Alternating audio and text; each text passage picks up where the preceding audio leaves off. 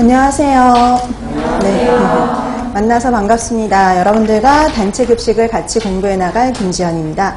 자, 여러분들 이제 책은 다 한번 받아보셨죠? 네, 그래서 여러분들이 이제 그 이론에서 공부했던 내용들을 문제풀이를 통해서 한번 점검하는 시간이신데요.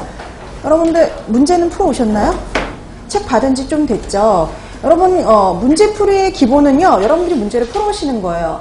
만약에 문제를 풀어오시지 않으면 수업 시간 그냥 받아쓰기 시간이 돼버립니다. 그러니까 여러분들이 만약에 수업 준비를 하기 위해서 여러분 책을 한번 확인해 보세요. 여러분 책에 답이 쓰여 있고 준비를 해오신 분들은 잘하신 분인데요. 하나도 그냥 보지도 않고 오신 분들은 수업 준비가 안 되신 분들이라 보시면 돼요.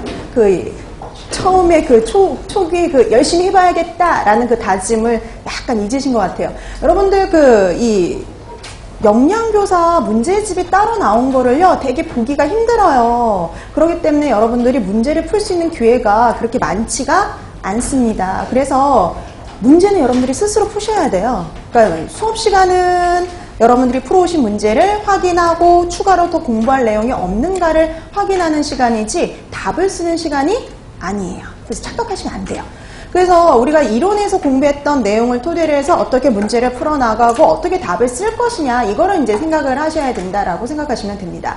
그래서 이제 이론 시간에는 예습을 굳이 해오라는 말은 절대 하지 않아요. 굳이 그 이론 시간에 예습을 해올 필요가 없죠. 그래서 같이 수업을 진행을 하고 여러분들이 나중에 집에 가셔서 복습을 하시면서 본인의 것으로 다시 한번 정리를 하시면 되는 거. 복습이 그렇게 중요를 했다면 여기에서 이 문제풀이 수업의 반은 그 문제풀이 반은 예습이에요.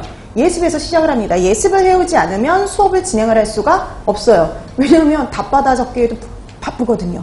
그래서 손 너무 아프다 그래요. 손이 왜 아프겠어요? 준비 안 해왔으니까 바쁘죠. 다시 불러달래요. 왜 다시 불러줘요? 여러분들이 수업 시간에 받아쓰기 하는 시간 절대 아닙니다. 그래서 꼭 반드시 예습을 해오셔야 돼요. 그래야지 수업을 진행할 수가 있다라고 생각을 하시면 되는 겁니다. 그래서 여러분들이 이제 저와 함께 이론을 진행을 하셨던, 혼자 공부하셨던, 예전에 미리 공부해 놓으셨던, 어떻게 이론은 한번 보셨을 거예요. 근데 여러분, 그렇죠. 이론은 한번 봤다고 해서 그게 다 기억나는 게 절대 아니에요. 돌았으면 까먹고 돌았으면 까먹잖아요. 그렇기 때문에 여러분들이 계속적으로 반복을 해줄 수밖에 없어요. 그래서 계속적인 반복 학습을 통해서 완전히 자기 것으로 소화하는 과정이 필요한데요. 그래서 여러분들이 이론을 진행을 하면서 이론을 한 번씩 이제 어떻게 됐든 기초를 다져 놓으셨을 거예요. 근데 여러분 이 기초가 단단하게 다져지지 않으면 아무리 여러분 문제풀이 다 해가지고 그 문제풀이로만 대비한다 이렇게 할 수가 없어요. 항상 기본은 이론입니다. 그래서 이론을 기본적으로 간단하게 다져 놓은 상태에서 반석 위에다가 여러분들이 그 문제풀이라는 집을 꼭 지으셔야 돼요. 그래서 여러분들이 이론에서 했던 내용을 다시 한번 점검을 꼭 하셔야 됩니다. 문제풀이 들어가기 전에. 그래서 여러분들이 예습해오라는 건요, 예습이 정말 많아요. 어떠냐면 우선 우리가 오늘 나갈 파트, 우리가 이제 보통 8장에서 9장 정도 진도가 나갈 텐데요. 거기에 해당하는 파트에 이론을 우선 훑어야 돼요. 이론요. 다 기억나는 거 아니잖아요. 그래서 이론을 다시 한번 훑어보고 이런 내용들이 있었지라고 다시 한번 훑어본 다음에 그 다음에 이제 문제풀이를 하는 거죠. 근데 이런 문제풀이를 해오라고 해서 여러분 책 보고 답 쓰라는 소리 아니에요. 절대 그러시면 안 돼요. 그래서 왜 이론을 다시 한번 점검을 하라는 소리냐면 우선 이론을 점검을 해서 내용을 다시 파악을 한 다음에 그 다음에 이제 그걸 덮고 나서 여러분들이 스스로 문제를 풀어보시는 거죠. 그 다음에 여러분 기입형 같은 경우에 그냥 단어만 정확하게 답을 쓰시면 되지만 서술형이나 논술형 같은 경우에는 여러분들이 체계적으로 답 쓰는 연습을 좀 하셔야 되겠죠. 그러니까 여러분들이 알고 있는 것과 답을 쓰는 건 또 틀리거든요. 그래서 여러분들이 연습할 기회를 드리는 거니까요. 책 보지 말고 여러분들이 그 내용에 해당하는 문제풀이에 해당하는 내용들은 스스로 답을 써오시면 되는 겁니다. 그 다음에 이제 수업 시간에 같이 풀면서 여러분들이 조금 미진한 부분은 좀 더 추가해 놓으시거나 틀린 부분은 체크를 했다가 복습할 때 다시 한번 점검을 하시면 되는 거죠. 이런 식으로 수업이 진행이 돼야 되기 때문에 여러분들이 좀 예습을 철저히 해오실 필요가 있다라고 생각을 하시면 될 것 같아요. 자, 그래서 우리가 이렇게 해서 단체 급식은 그렇게 수업이 진행이 될 텐데, 그러니까 여러분들이 꼭 예습은 반드시 해오셔야 되고요. 그 다음에 또 한 번 이제 여러분들이 기억을 상기할 시간을 드리는데, 여러분 워밍업 프린트라고 다 받으셨죠? 자, 동영상 수업을 듣는 분들은 그 학습 게시판에 들어가면 있으니까요. 항상 수업 시작하기 전에 올려놓습니다. 그럼 여러분들이 이제 그런 분들은 출력을 하셔서 보시면 되고요. 그 다음에 이제 학원 수업을 듣는 분들은 수업 전에 나눠드려요. 그래서 최소한 10분 전에 나와서 미리 풀어두세요. 오늘 진도 나갈 파트, 거기에 해당하는 것들의 내용을 한번 정리하는 거예요. 그러니까 이거 같은 경우에는 기입형도 대비를 하고, 그 다음에 여러분들이 했던 내용 다시 한번 상기하는 시간을 또 한 번 드리는 거니까요. 계속적인 복습밖에 살 길이 없어요. 그래서 여러분들이 계속 복습할 수 있는 시간을 드리니까요. 여러분들이 그 수업을 잘 활용하시면 돼요. 이것도 마찬가지예요. 이것도 풀어놓지 않고 그냥 가만히 놔뒀다면 뭐예요? 받아쓰기밖에 되질 않습니다. 그래서 여러분들이 되도록이면은 그 수업 시간 조금 일찍 나오셔서 미리 좀 풀어놓으시면 될 것 같아요.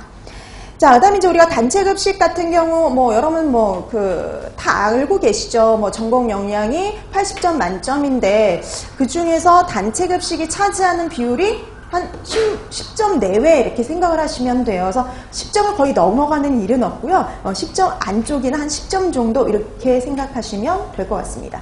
그러니까 그러면 80문제 중에 그 정도니까 8분의 1밖에 안 되거든요. 그렇다고 해서 또 이렇게 소홀히 할 수가 없어요. 왜냐? 1점이라도 아쉽거든요. 그러니까 한 문제라도 더 맞추기 위해서 여러분들이 모든 과목을 또 이렇게 하셔야 되는데, 또 안타까운 사실은 분량은 되게 많은데 공부해야 될 내용은 정말 많은데 나오는 문제가요, 딸랑 한 3문제, 2문제 이렇게밖에 되질 않아요.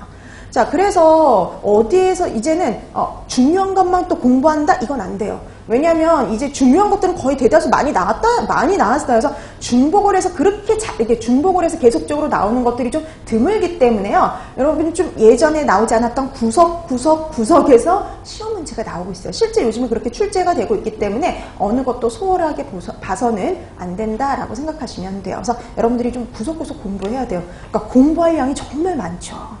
근데 어쩔 수가 없어요.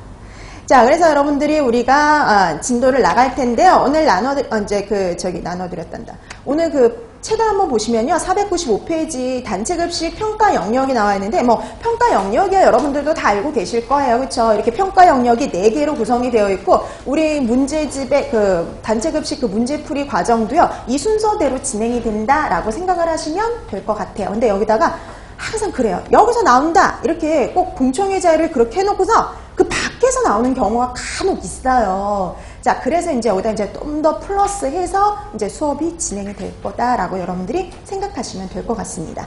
그래서 이제 496페이지에 우리 그 문제풀이 과정에 목차가 이렇게 쭉 나와 있는데요. 그래서 우리가 단체 급식의 개요부터 시작을 하죠. 우리 이론에서도 개요 파트를 했었는데, 이것도 원래는 그 평가 영역 거기 안에 들어가지는 않지만 여기서도 시험 문제가 나왔었죠. 그래서 여러분들이 그 단체 급식의 개요에서 정말 급식의 기본이 되는 사항들, 그 다음에 이제 급식 체계라든지 유형 같은 것들, 단체 급식의 유형 그런 것들을 파악하는 것부터 시작을 해서 그 다음에 평가 영역의 내용이 진행이 된다라고 생각을 하시면 될 것 같아요. 자, 그래서 오늘은 첫 시간이니까 당연히 단체 급식의 개요부터 시작을 하는데요. 그 들어가기 전에 오늘 나눠드렸던 워밍업 자료 있으시죠? 네, 그거 풀어두셨죠? 네. 자, 그러면 이제 그거부터 해가지고 이제 진도를 하나씩 나가도록 할게요. 자, 그럼 이제 이 내용은 우리가 기입형도 대비를 하면서, 그 다음에 이제 우리가 할 내용들을 오늘 한번 할 내용들을 정리하는 시간, 이렇게 생각을 하시면 됩니다. 자, 그럼 1번부터 한번 볼까요? 집단급식소라. 이걸 달달달 외우라는 건 아니지만, 집단급식소가 어떤 건지 포인트가 되는 단어들이 있었어요. 그래서 보시면, 집단급식소란 뭐를 목적으로 하지 않냐면, 영리를 목적으로 하지 않죠. 그래서 비영리예요, 비영리. 우리나라는. 영리를 목적으로 하지 아니하면서, 특정 다수인에게. 그러니까 그냥 다수가 아니라, 특정 다수라는 거죠. 학교에 오는 학생들. 이런 식으로. 병원에 입원한 환자들. 자, 이런 식으로 해서 특정 다수인에게 계속해서 식사를 제공하는 거죠. 그게 바로 집단급식이에요. 그래서 그 특징을 이제 한번 파악하는 거. 자, 그 다음에 이제 우리가 보통 여러분들이 배치될 곳이 바로 학교잖아요. 그래서 학교급식의 목적입니다. 자, 여러분 학교급식의 목적은 여러 가지가 나와 있어요. 거기에 뭐 심신의 발달, 학습의 효율성 증대, 지역사회 식생활 개선, 뭐 질서의식, 뭐 예절 교육, 뭐 이런 것도 되고요. 그다음에 정보 식량 정책에도 기여한대요. 근데 두 가지가 빠졌죠. 우선 가장 기본적인 것은 합리적인 영양 섭취, 균형 잡힌 영양 섭취 이거겠죠. 그래서 합리적인 영양 섭취 가장 기본입니다. 그 다음에 여러분 또 학교 급식 같은 경우에는 한 가지가 또 독특한 게 있죠. 뭐 있냐면 올바른 식습관 형성. 그래서 올바른 식습관이 형성이 되도록 식단을 작성을 해야죠. 자, 그 다음에 3번 볼까요? 자, 우리가 급식 체계가 여러 가지가 있었는데요. 그 중에서 음식의 생산, 분배, 서비스가 같은 장소에서 연속적으로 일어나는 급식 체계가 있었어요. 그게 바로 뭐였냐면 전통적, 그쵸? 전통적 급식 체계입니다. 자, 그 다음에 4번. 급식체계가 생산과 소비가 공간적으로 분리되어 있어요. 생산하는 곳이 다르고 소비되는 곳이 달라요. 뭘까요?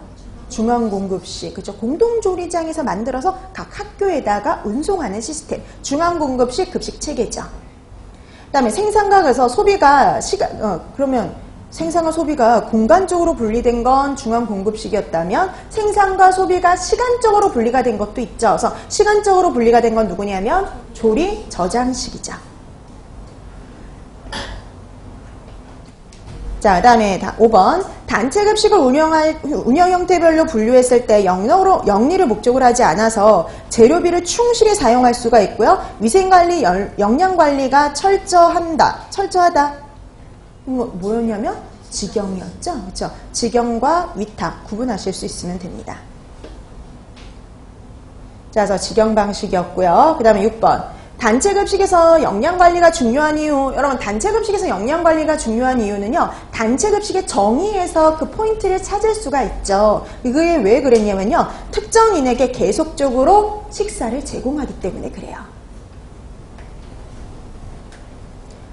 그래서 특정인에게 계속적으로 과하게 많은 열량을 제공하게 되면 비만으로 갈 수가 있는 거죠.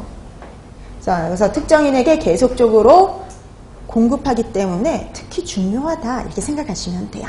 자, 그 다음에 7번 볼까요? 뭐에 따라서 급식 시스템의 투입, 변환, 산출이 달라지. 그럼 급식 시스템의 기본이 이거였잖아요. 투입, 변환, 산출이죠. 뭐에 따라서 달라지느냐면 식단 내지는 메뉴에 따라서 달라지겠죠. 자, 그래서 메뉴에 따라 급식 시스템의 투입, 변환, 산출이 달라질 수 있으므로 메뉴는 급식 업무의 가장 기본적인 통제 수단이 되는 겁니다. 자, 그 다음에 8번. 식단 작성에 시간적 여유가 생기고 조리원의 작업 분담이 잘 되며 식자재의 효율적 관리가 가능한 점은 어떤 메뉴의 장점일까요? 네, 순환 메뉴, 주기 메뉴의 장점이죠. 그러니까 매번 식단을 작성할 필요가 없으니까 어떤 시간적 여유가 생겨요. 그 다음에 계속 반복 작업을 하다 보니까 조리원의 작업 분담도 잘 되죠. 자, 그래서 이건 순환 메뉴, 주기 메뉴의 장점입니다. 자, 그 다음에 9번. 메뉴는 선택성에 따라서 어떻게 나눌 수 있느냐면, 선택할 수 있는 거에 따라서 단일 메뉴, 부분 선택식, 선택식 이렇게 나누죠. 그래서 단일 메뉴, 부분 선택식 메뉴, 그 다음에 선택식 메뉴로 나눠집니다. 자, 그 다음에 선택식 메뉴의 가장 대표적인 게 카페테리아하고 복수 메뉴가 있죠.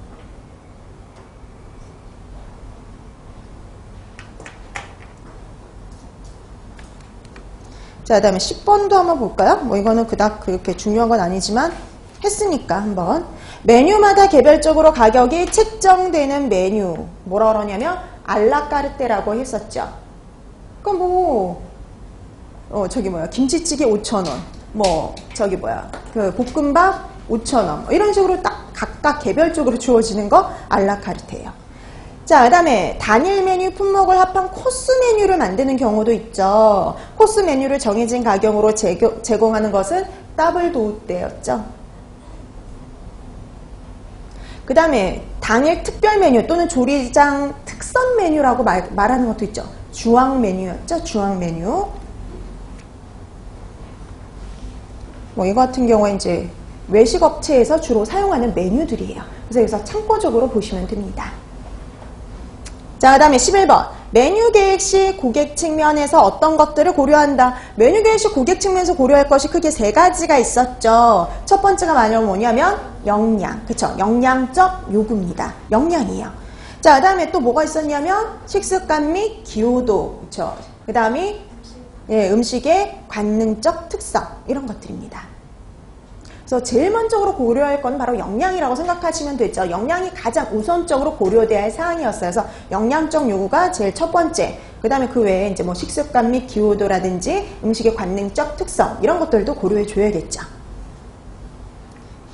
자, 그 다음에 12번. 집단의 식사 계획의 영양 목표는 이렇게 되어 있네요. 집단 식사 계획에서의 영양 목표는 뭐보다 적게 먹는 사람을 줄여야 될까요?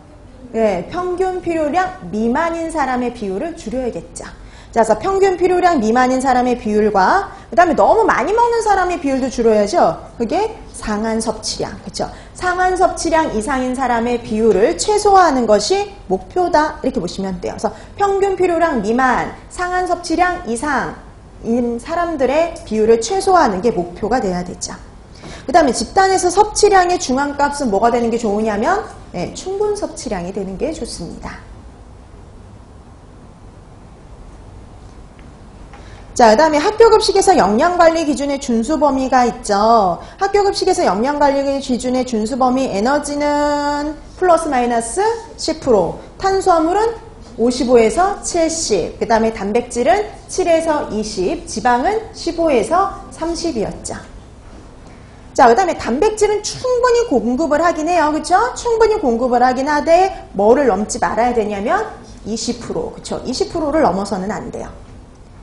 그 다음에 비타민, 무기질 이런 애들은 권장 섭취량 이상으로 공급하는 걸 원칙으로 하지만 최소한 뭐 이상이면 되냐면 평균 필요량, 그쵸? 평균 필요량 이상이면 됩니다. 자, 그래서 학교급식은 영양관리 기준에 맞춰서 식단을 작성하면 되고요. 또 일반인들이 또 사용하기 쉽게 나와 있는 게 있죠. 자, 누구는 식품을 몇 개의 군으로 분류하고 각 식품군별 1인 몰 설정해서요. 연령별, 성별, 권장 섭취 횟수를 제시하고 있습니다. 그러면 연령별, 성별, 권장 섭취 횟수를 제시하고 있는 게 바로 식사 구성안이죠. 여러분 식사 구성안은 식품군을 6개로 분류를 했고요. 그 다음에 각 식품군별 1인 1회 분량이 제시가 되어 있죠.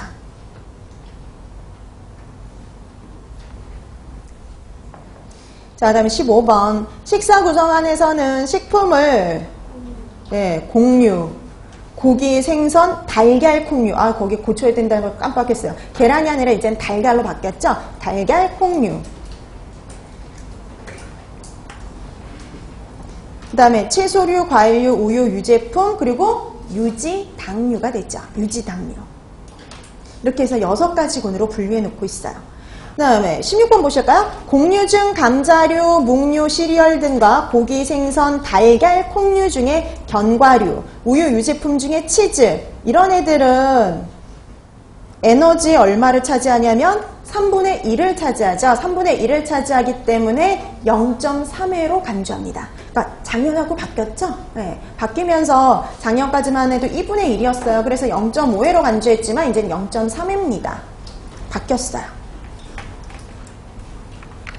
자, 그래서 그럼 바뀐 부분은 다시 한번 확인을 해 두세요.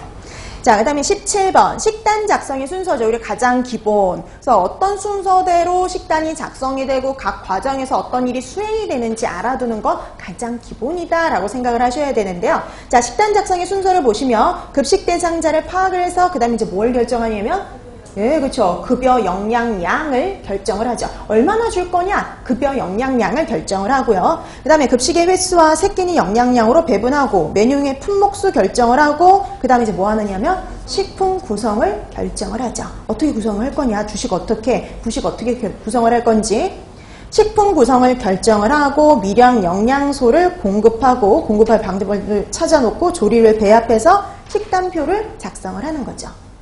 이거 같은 경우에는 뭐 얘기를 했지만 더 빠질 수도 있다라고 얘기했어요. 그렇죠? 급식소의 상황에 따라 더 이렇게 빠지고 일부가 생략이 될 수도 있다라고 생각하시면 됩니다. 자, 그 다음에 18번 식단 작성 시 급여 영양량을 우리가 결정을 해야 됐잖아요. 급여 영양량을 결정할 때 고려할 사항 하면 기본적으로 뭐 있었냐면 성별, 연령, 활동 정도, 그쵸? 뭐 노동 강도 이 정도 되겠죠. 자, 그 다음에 19번. 한국인 영양 섭취 기준에서 권장하는 에너지 적정 비율도 좀 달라진 거 아시죠? 예, 그거 확인하는 거예요.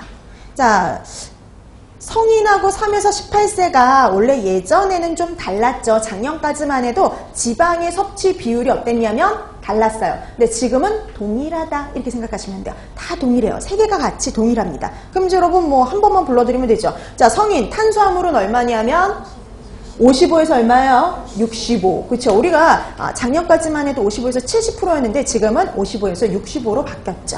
자, 그래서 55에서 65%, 그 다음에 뭐 단백질은 7에서 20%, 지방은 15에서 30%로 성인과 3에서 18세가 동일해요. 그래서 달라진 게 그거죠. 탄수화물이 55에서 65로 조금 줄어들었다는 거. 우리가 탄수화물 섭취량이 너무 많다라고 생각했기 때문에 좀 줄인 거고요. 그 다음에 지방의 섭취 비율 같은 경우, 성인 같은 경우 탄수화물의 섭취 비율이 준 대신 뭐의 섭취 비율이 조금 는 거냐면 지방의 섭취 비율이 는 거라고 보시면 돼요. 15에서 30%로. 자, 그래서 성인과 3에서 18세가 이제는 동일하다 이렇게 파악을 해주시면 됩니다. 자, 그 다음에 20번. 식이섬유소는 집단의 섭취량의 중앙값이. 여러분, 집단의 섭취량의 중앙값은 뭐에 가까워야 돼요? 네, 충분 섭취량에. 충분 섭취량이 되도록 해야 되겠고요.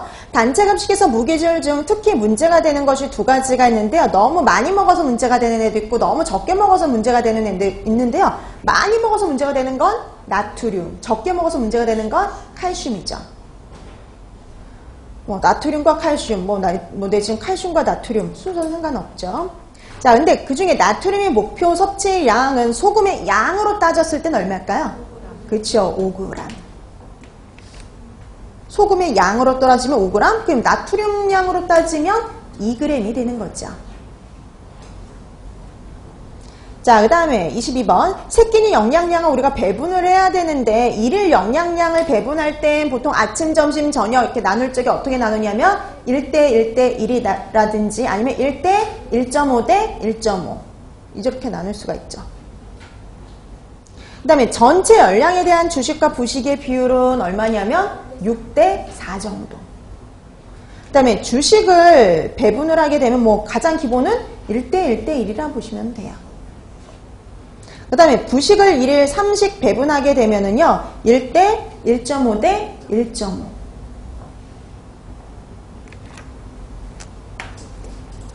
라고 보시면 됩니다. 그 다음에 23번. 식품 구성의 결정 시, 여러분, 우리가 식품을 구성을 결정을 할 때 먼저 결정해야 되는 게 뭐냐면 주식이에요. 주식을 먼저 결정을 한 다음에 그 다음에 누굴 결정하냐면 부식, 그쵸? 부식의 종류와 양을 결정하고요. 부식 중에서도 가장 먼저 결정하는 건 단백질입니다.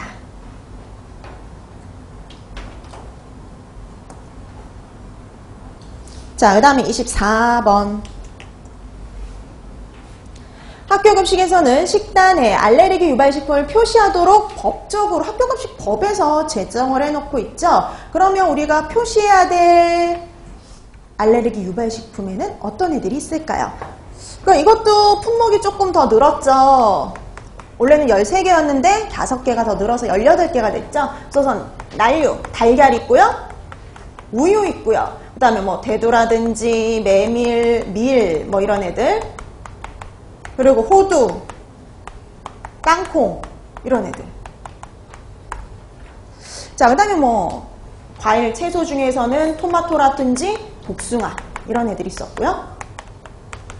네, 뭐 육류도 있었죠. 예전에는 돼지고기만 여기에 들어갔었지만 이제는 쇠고기라든지 닭고기도 여기 들어갑니다. 그 다음에 이제 어패류들도 들어가죠. 원래부터 있던 고등어, 게, 새우 이런 애들 말고도요. 오징어도 들어가고요. 그 다음에 조개류도 들어가죠. 이 조개류 안에 뭐 굴이라든지 전복, 홍합 뭐 이런 것들이 들어갑니다. 그 다음에 이제 한 가지가 됐죠. 그 식품 첨가물인 아황산, 염까지 이렇게 해가지고 결정이 되죠. 그래서 총 18개. 근데 뭐 조개류를 뭐 굴, 전복, 홍합 이것까지 넣으면 조금 더 자세하게 되겠지 뭐 어떻게 이렇게 조개류예요.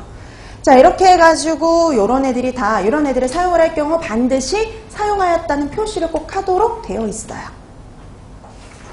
자, 그 다음에 25번 그래서 이렇게 식단과 관련된 그런 작성과 관련된 그런 내용들이었고요. 그 다음에 25번. 자, 우리가 식단 작성이 다 끝났다고 모든 게 다 끝난 게 아니라 다 하고 나서 이제 뭐를 해야 되냐면 메뉴 평가를 또 해야 되죠. 고객 측면에서 메뉴를 평가하는 방법들이 있었는데요. 네, 기호도 조사, 뭐 잔반량 조사, 고객 만족도 조사 이렇게 세 가지가 있죠. 뭐 순서는 상관이 없습니다.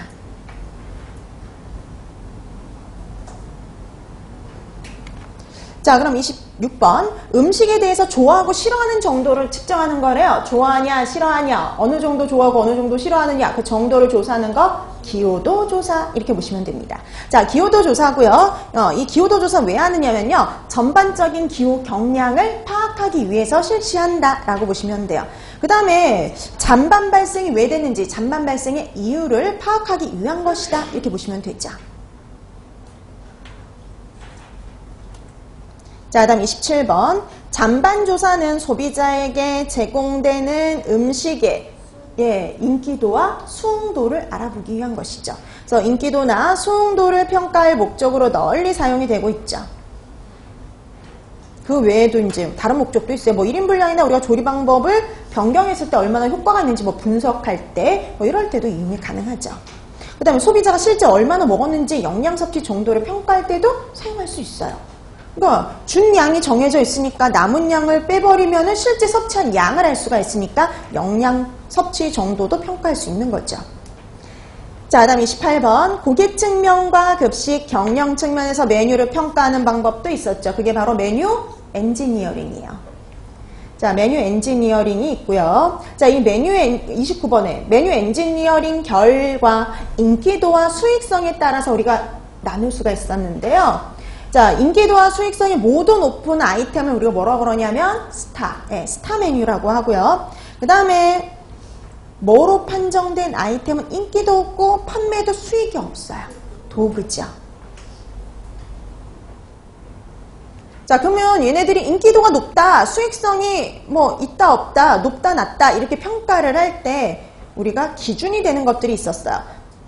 공업마진의 분류 시 기준이 되는 건 누구였냐면 평균 공업마진 이었고요. 메뉴 믹스 비율 분류 시 기준이 되는 거는 70% 룰이었습니다. 자, 그 다음에 31번. 가격을 올리거나 배식량을 줄인다든지 이윤이 높은 음식과 함께 팔면 이윤이 증가할 수 있다. 자, 그래서 얘는 수익성이 좀 떨어지는 메뉴예요. 그래서 수익성을 높여줄 필요가 있는 메뉴, 그건 누굴까요? 플로우홀스입니다.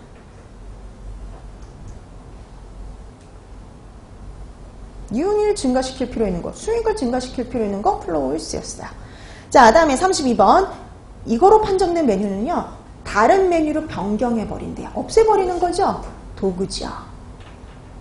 도구는 그냥 메뉴판에서 빼버리는 게 가장 나은 방법이죠.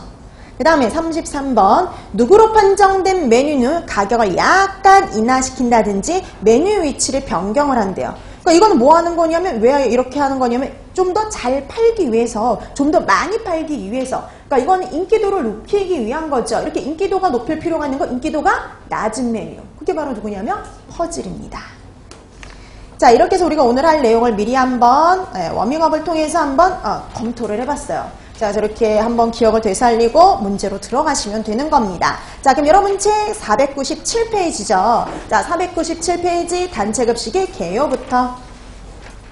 자, 여러분 1번은 그냥 우리가 이제 단체급식에서 이런 식으로 이제 진행이 되고 여기에 있는 관련된 내용들을 배운다는 그냥 검토하는 수준이니까요. 여러분들이 참고해서 그냥 한번 보시면 되는데, 자, 이 아래의 표는요, 단체급식의 전과정을 영양사의 업무와 연결시켜 놓은 겁니다. 자, 빈칸에 알맞은 과정을 채우세요. 여러분 기억에는 뭐 넣으셨나요? 그렇죠. 식단 작성. 그러니까 우리가 식수도 파악을 해야 돼요. 근데 식수 파악을 넣기에는 적절하지가 않아요. 식수 파악한 다음에 식품 구입하고 그 다음에 저장을 한다고 나와 있는데 뭐가 없어요? 식단 작성이 없죠. 그래서 기억에는 식수 파악보다는 식단 작성이 들어가는 게 훨씬 더 낫죠. 자, 그래서 기억은 식단 작성입니다. 그래서 식단을 작성을 해서 식품을 구입하고, 그 다음에 구입했으면 뭐 해야 될까요? 검수, 그렇죠? 검수 및 저장이니까. 그래서 검수를 하고요. 그 다음에 조리를 감독하고 배식 관리를 하는 거죠. 그래서 뭐 단체 급식 이렇게 이루어지구나 그냥 한번 기억을 상기시키라는 그런 거였고요. 그 다음에 2번부터는 이제 급식 체계와 관련된 겁니다. 그래서 급식의 개요 중에 뭐니 해도 뭐 제일 중요하다라고 볼 수 있는 게 바로 급식 체계라고 볼 수가 있죠. 자, 그러면 한 가지 갈게요. 2번부터. 급식 생산 방식에는 전통적 중앙공급식, 조리저장식, 조합식 급식 체계가 있습니다. 자, 이 중에서 조합식 급식 체계의 장단점을 각각 한 가지씩 쓰세요. 그럼 여러분 조합식의 장단점을 써라. 그럼 조합식이 어떤 급식체계인지를 떠올리셔야 돼요. 조합식 급식체계라는 건 어떻게 이루어지는 거냐면 가공이라든지 가공식품이라든지 반가공식품이라든지 아니면 뭐 냉동식품이라든지 아니면은 뭐 편의식품 이런 애들을 구매를 하는 거죠. 이런 애들을 대량으로 구매를 해가지고 그 다음에 단순하게 그냥 데피는 정도죠. 여기서 이 가열이라는 거 그냥 데피는 정도 그렇게 해가지고 조합해서 바로 배식을 하는 형태죠. 자, 조합한다라는 건 1인 분량씩 담는 게 바로 조합이에요. 그럼 바로 1인 분씩 담아가지고 그냥 바로 배식을 하는 형태죠. 그러니까 이거 같은 경우 우리가 직접 조리를 하는 게 아니라 벌써 조리가 다 된 식품을 사가지고 그냥 데펴서 주는 것밖에 되질 않죠. 그러니까 우리가 쌀을 사가지고 밥을 해서 주는 게 아니라 햇반을 사서 전자레인지에 돌려주는 거하고 똑같은 형태라고 생각하시면 돼요. 자, 그래서 올 수 있는 장점. 우리가 뭘 되게 단순화했냐면 조리 작업을 최소화했어요. 그냥 단순하게 데피는 정도. 자, 그러면 조리 작업을 최소화함으로써 어떤 장점이 올 수 있냐면 서비스가 빠르죠. 그래서 조리 작업을 최소화했기 때문에요. 서비스가 빠릅니다. 그 다음에 이렇게 조리 작업을 다 할 필요가 없으니까 또 올 수 있는 장점이 있어요. 시설 설비비가 적게 들어가는 거예요. 시설 설비비도 적게 들어가요.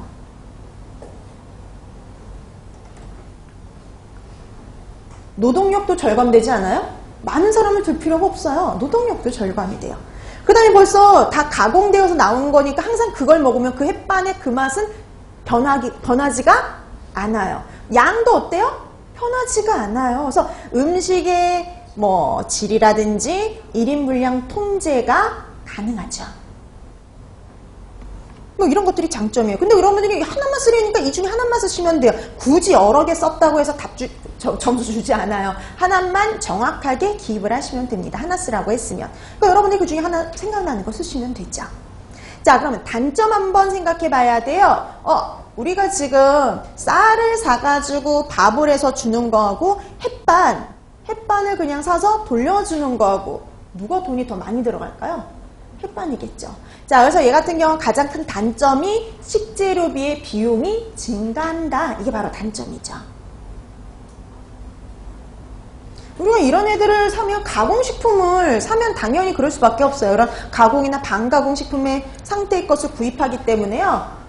그럴 수밖에 없죠. 그러니까 만약에 이제 우리가 이걸 문장으로 써라 그러면은 뭐 식재료비 비용이 증가한다 이렇게 쓸 수도 있지만 앞에다 붙여줄 수 있죠. 가공이나 반가공식품 등을 구매하기 때문에 식재료비 비용이 증가한다. 이런 식으로 문장을 완성해 줄 수가 있는 거예요. 그러니까 항상 하는 얘기가 쓰는 연습을 해라. 그러면 완벽하게 문장으로 쓰는 연습이요. 저는 항상 이제 포인트가 되는 단어만 집어주지만 여러분들은 그걸 문장으로 완성하는 연습을 꼭 하셔야 돼요. 그리고 또 하나 스스로 쓰는 연습이요. 네, 쓰는 연습하셔야 돼요. 자, 이렇게 해서 식재료의 비용이 증가를 하죠. 그 다음에 여러분 아무래도 제한적일 수밖에 없잖아요. 우리 이제 가공식품 정말 많이 늘어나긴 했어요. 다양한 가공식품이 나오긴 하지만 우리가 그래도 직접 만드는 것보다는 메뉴 수에 어때요? 한정적일 수밖에 없잖아요.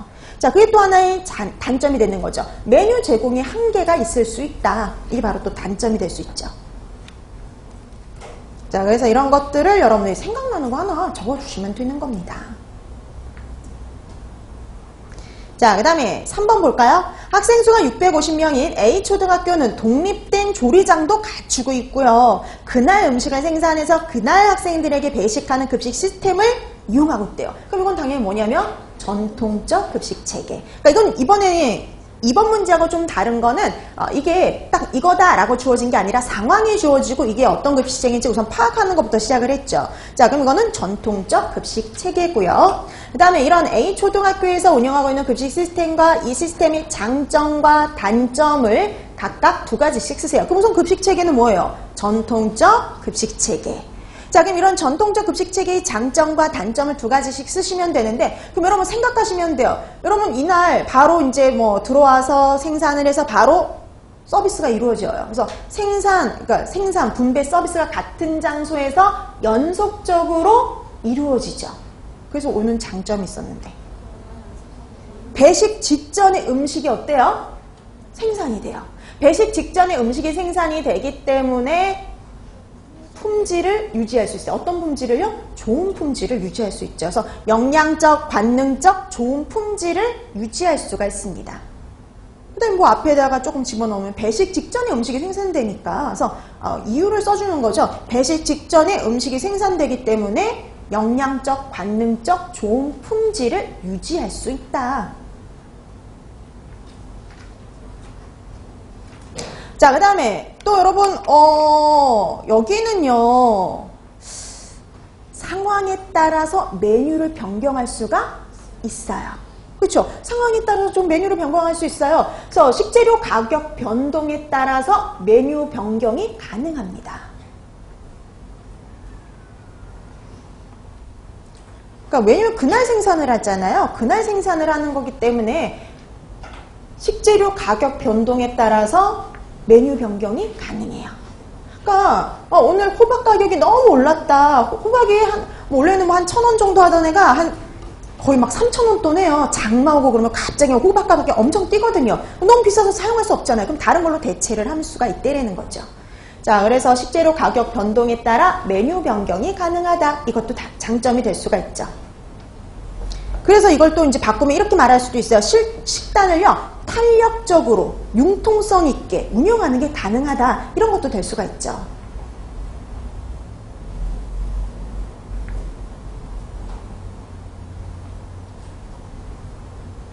그 다음에 여러분 뭐 이런 것들이 뭐 이제 장점이 될 수가 있겠고요. 그 다음에 이제 단점 한번 생각해 보셔야죠. 단점은 딱 떠올리는 거 있으세요?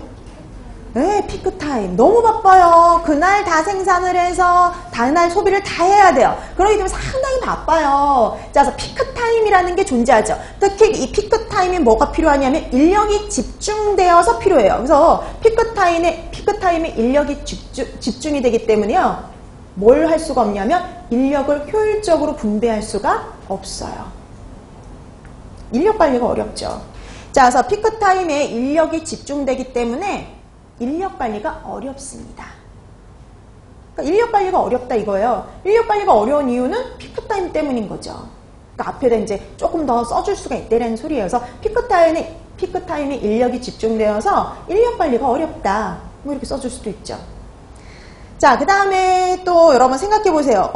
그러면 매번 음식을 생산을 해서 빠르게 서비스가 이루어지려면 어떤 사람이 필요할까요? 숙련된 조리원. 맞아요. 자, 숙련된 조리원이 장시간 필요하다. 그러니까 여러분 숙련된 조리원이 장시간 필요하니까 인건비도 뭐 될까요? 상승할 수밖에 없죠. 그래서 매번 음식을 생산을 해서 또 서비스도 빠르게 진행이 되기 위해서는요.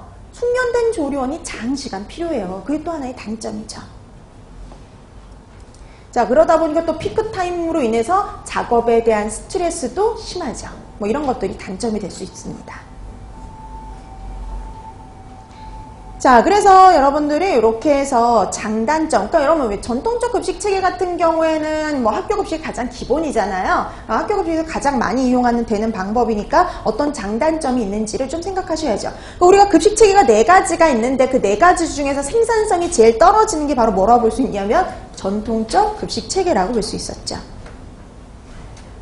자, 그 다음에 이번에는 또 4번도 급식체계 문제인데 이번에도 이제 주어진 게 조금 형식이 틀려요. 이번에 이렇게 주어졌어요. 식재료, 음식 생산, 급송, 냉장, 냉장 보관, 재가열, 회식.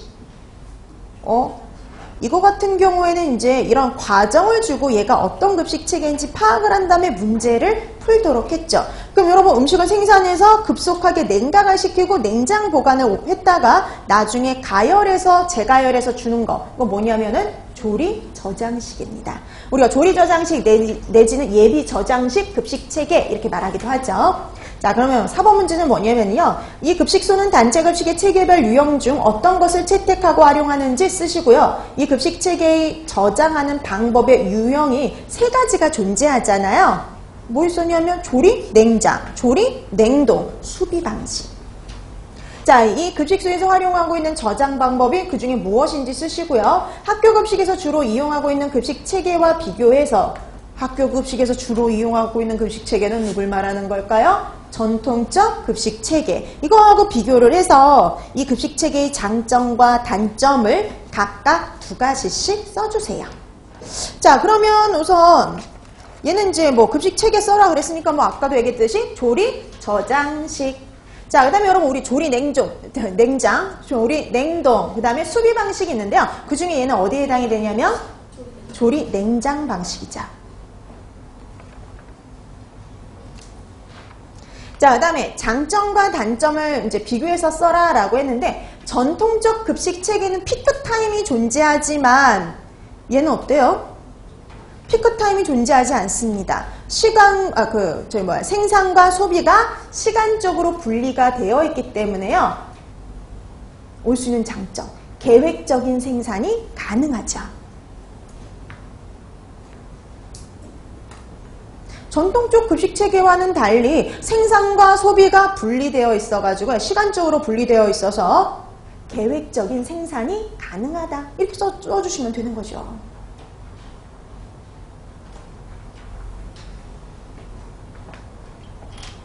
그 다음에 그 다음에 또 이렇게 피크타임에 인력이 집중되지 않잖아요. 그래서 인력 관리도 어떨까요? 효율적으로 이루어지죠. 그래서 전통적 급식 체계와는 달리 인력 관리가 효율적으로 이루어집니다. 그래서 노동력 절감이 올 수가 있어요.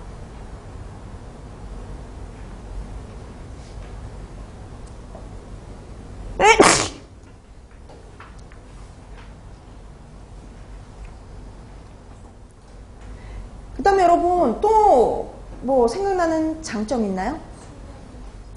여러분 조리 저장식의 장점은 뭐냐면 필요한 만큼만 재가열을 해서 배식하면 돼요. 사람이 좀 들어오면은요 계속 놔뒀다가 다음번에 쓰면 되거든요. 그래서 올 수 있는 장점.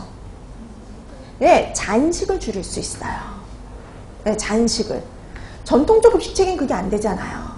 안 오면 어쩔 수 없이 그냥 남는 거거든요. 그래서 과잉 생산으로 인한 잔식을 줄일 수가 있어가지고요. 식재료비 절감이 가능하죠. 자, 하지만 단점도 있습니다. 전통적 급식 체계하고 좀 다른 단점. 전통적 급식 체계보다 뭐가 좀 나쁠까요? 네, 우선 초기 투자 비용이 많이 들어간다는 거. 그러니까 전통적 급식 체계와는 달리요. 초기 투자 비용이 많이 들어가요. 우리 뭐 냉각 설비도 해야죠. 냉장고, 냉동고 이런 것들을 다 설치해야 되기 때문에 초기 투자 비용이 많이 들어간다는 거. 그 다음에 어때요? 한 다음에 오랫동안 냉장이나 냉동 보관을 해요. 저장 비용이 증가하죠. 음식의 저장 비용이 증가한다. 전통적 급식 체계와는 달리 오랫동안 보관해야 되기 때문에요. 음식 저장 비용이 증가한다. 이렇게 써줄 수 있죠. 비교해서 쓰라 했으니까.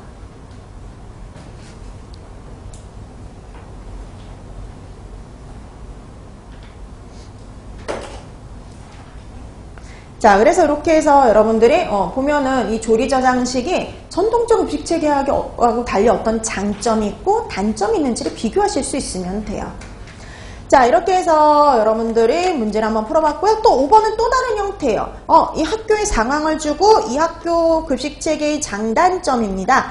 자, 그럼 계속 장단점을 물어보는 건데 이제 유형이 조금씩 바뀌는 거죠. 자, 그럼 5번 한번 볼게요. 자, 다음은 행복초등학교의 상황이 이렇게 주어졌어요. 자, 이런 경우 이 학교에서 가장 적합한 급식 체계를 쓰시고요. 땡땡 초등학교에서 이 급식 체계를 이용했을 때 가질 수 있는 장점과 단점을 각각 2가지씩 쓰세요. 자, 그럼 이 초등학교에서 올 수 있는 장점이요.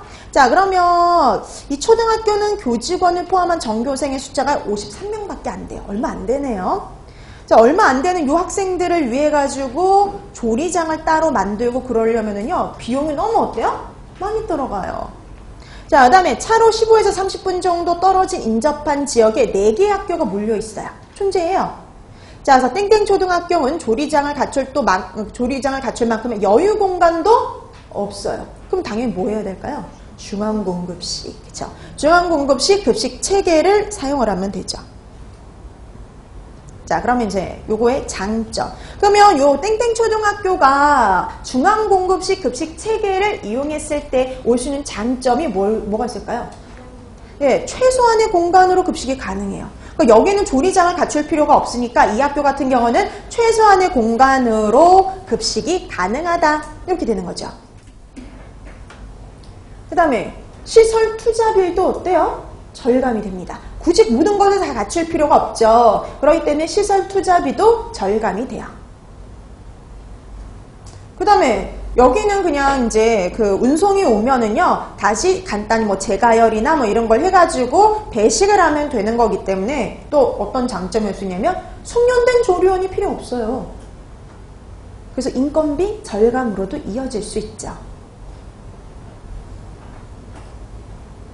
그 다음에 또 뭐 생각나는 장점이 있어요? 표준화된 방법으로 음식이 생산이 되기 때문에요. 음식의 질과 맛이 통일되지요. 어느 학교는 다 음식 맛이 똑같아요. 음식의 질과 맛이 통일된다라는 장점도 있어요. 자, 근데 단점 있잖아요, 단점. 여기 이 학교는 운송으로 해서 와야 돼요. 그쵸? 운송해서 받아야 됩니다. 그렇기 때문에 올 수 있는 단점 뭐 있을까요? 운송하는 동안 네, 품질이 저하될 수 있어요. 관능적, 미생물학적 품질이 저하될 수 있다는 거.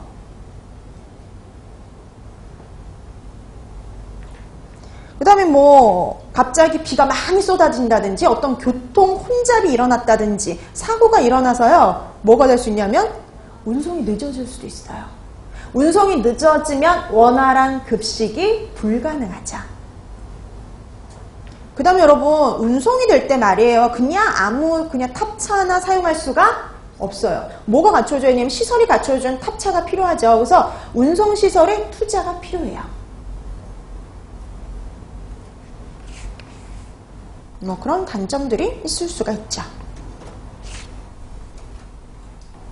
자, 이렇게 해서 이렇게 상황이 주어지고 이렇게 문제가 나올 수 있는 거죠. 자, 그래서 그런 비슷한 문제가 우리 시험은 아니고요. 다른 쪽 시험에서 나왔었어요. 그 6번 문제라고 보시면 되겠는데 6번 문제. 자, 다음은 예비 영양사들이 현장 실습 업장에 경험한 급식체계 유형에 대해서 나오는 대화 내용입니다. 가로 안에 공통으로 들어갈 급식체계 유형을 써주시고요. 이 급식체계에 대해서 작성 방법에 따라 서술해 주세요. 자, 그러면 이제 우선 예비 영양사 미리 얘기했어요. 내가 현장 실습을 다녀온 학교 급식소는 분교의 차량으로 음식을 보내고 있어. 분교로 보내고 있대요? 그럼 당연히 뭘까요? 중앙공급식. 그쵸? 이건 중앙공급식 급식 체계네요. 그 다음에 뒤에도 한번 보세요. 난 공항의 인근 기내식 공동조리장에서 실습을 했어. 수업 시간에 들었던 쿡칠 급식 체계로 음식이 준비되는 걸 보았지. 정말 비행기 기내식 쿡칠 급식 체계뿐만 아니라 어떤 급식 체계도 동시에 적용되는 경우야. 왜냐하면 공동조리장에서 음식을 만들어서 여러 비행기로 가잖아요. 배달해 가는 거죠. 운송. 이것도 당연히 중앙공급식. 자, 그러면 이제 우리가 이건 알았네요. 중앙공급식 급식 체계입니다. 가로 안에 들어가야 될 급식 체계 유형은 자, 중앙공급식 급식 체계 이렇게 되고요. 그 다음에 이 급식 체계의 장점을 식재료 구매 및 시설 설비와 관련을 해서요. 한 가지씩 서술하세요. 자, 그럼 여러분 한번 서술해 보실래요? 구매와 관련해서 어떤 장점이 있을까요? 그렇죠. 대량 구매를 합니다. 그래서 한 번에 대량으로 구매를 하기 때문에 식재료비 절감이 가능하다. 이렇게 얘기를 써주시면 되는 거죠. 그 다음에 여러분 여기는 공동조리장만 갖추고 있으면 돼요. 그래서 공동조리장에서 생산을 해서 그냥 각 곳으로 운송만 해주면 되거든요. 그래서 뭘 할 수가 있느냐면은 네, 시설, 설비, 반복 투자를 줄일 수 있죠. 그러니까 모든 곳에 다 조리장을 만들 필요가 없어요. 그래서 공동조리장에서 음식을 한 곳에서 생산할 수가 있기 때문에요. 그러면 뭐 공동조리장 하나만 있으면 돼요. 그래서 공동조리장 한 곳만 시설, 설비를 갖추면 되기 때문에 시설, 설비, 반복 투자를 줄일 수 있습니다. 자, 그 다음에 이 급식태계의 단점 있죠. 뭐가 단점이냐면 운송하는 동안이요. 미생물적인 품질이 저하가 올 수 있다는 단점인데 이런 미생물적인 품질 저하를 막기 위한 해결 방안을 한 가지 서술하세요. 그럼 여러분, 이 미생물적인 품질 저하를 막으려면 어떻게 해야 될까요? 예, 운반하는 동안 음식이 저온을 유지하기 위해서요. 고안된 보온, 보냉, 운반기구가 필요하죠. 운반기구를 이용한다. 그걸 하시면 되죠, 뭐. 그래서 운반하는 동안 음식의 저온을 유지할 수 있도록 고안된 보온, 보냉, 운반기구를 이용한다. 그거 이용하면은 유지할 수 있잖아요. 그래서 차가운 음식은 차갑게, 뜨거운 음식은 뜨겁게 보관을 해서 운송을 하게 되면은 품질 저하를 줄일 수가 있죠. 자, 그래서 여러분들이 한 가지 써라 그랬으니까 한 가지 그렇게 서술해 주시면 되는 겁니다. 자, 이렇게 해서 우리가 이거 같은 경우에도 뭐 이렇게 아주 뭐 이렇게 되게 잘 나오는 건 아니지만 뭐 어쩌다 한번 나올 수는 있으니까 각 급식 체계의 장단점을 여러분들이 좀 파악을 해 두시면 되겠습니다. 자, 이렇게 해서 여러분들이 급식의 개요는 이 정도 봐두시면 되겠고요. 이제 본격적인 내용은 2장에서 시작이 되는 거죠. 자, 여기는 조금 쉬고 나서 들어가도록 할게요.